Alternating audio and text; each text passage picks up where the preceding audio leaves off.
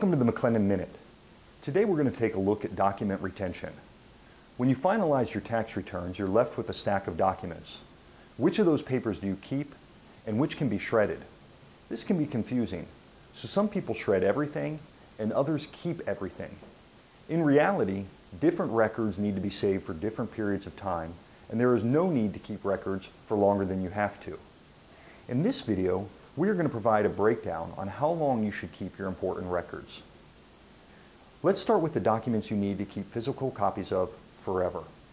In general, you want to keep physical copies of anything related to state or federal matters, including certifications, licenses, or deeds. The reason is twofold.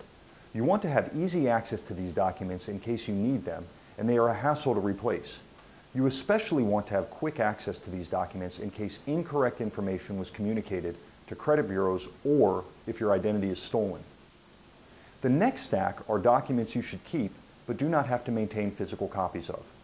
If you decide to go paperless, make sure you use a secure method like your Maclendon Vault to store these documents. Tax records and receipts should be kept for 7 years. This includes federal, state, and local returns. With your returns, you should keep the supporting documentation like W-2s, 1099s, charitable contributions, mortgage interest, and retirement plan contributions.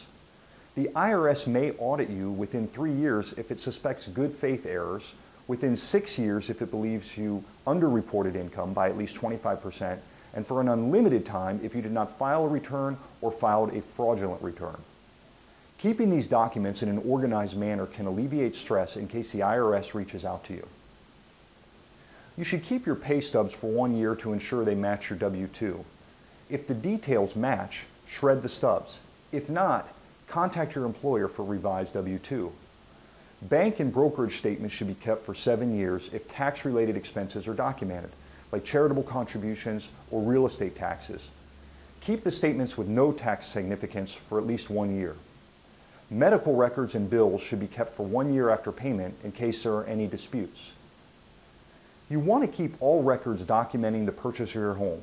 Because improvements as well as expenses to sell your home are added to your purchase price, lowering your capital gain when you sell your home, you should keep these documents 6 years after you sell your home. You no longer need these documents.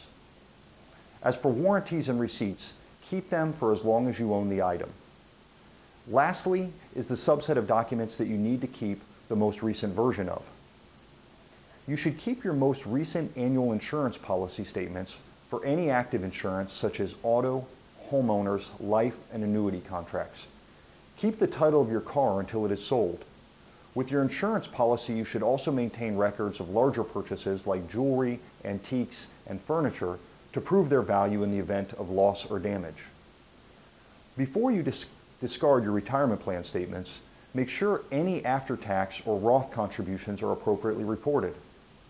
Once you have broken your documents into the stacks, remember, physical records should be kept in a locked filing cabinet or safe deposit box. Make sure someone knows where these documents are stored and they have access to them in the event of death or incapacitation. We advise against storing records in emails or online storage sites other than your Maclendon Vault.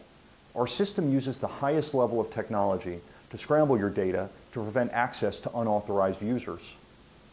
A good rule of thumb to think about when you're deciding what to keep is to think about how hard that document is to replace. If you need to venture to a government office, a hospital, or sit on hold for an hour, then you probably want to hold on to that document. Documents you should always shred include ATM receipts, credit card receipts, bills, and even airline tickets. You should also immediately shred expired credit cards, visas, passports, and IDs. After this exercise, you will have a stack of documents you need to shred. Maclendon will be hosting a community shred event. We hope to see you there. If you have questions regarding your Maclendon Vault, document retention, or any asset allocation topic, please feel free to contact us at 855-MAC-WEALTH. Thank you for joining us for this month's Maclendon Minute. Stay tuned for our next Maclendon Minute on identity theft.